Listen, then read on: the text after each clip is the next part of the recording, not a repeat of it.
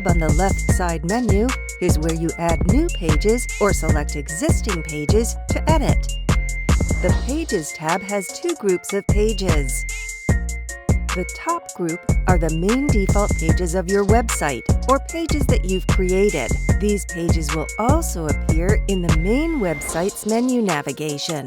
The bottom group of pages are system pages that are not directly accessed through your website's navigation, such as user pages, checkout pages, and product pages. Both groups of pages can be edited by selecting the page title. To add a new page to your website, expand the Pages tab and select Add Page. Give your new page a title and click OK to create your page. You can also add a subpage to an existing page. To add a subpage, select Add Next to the existing page.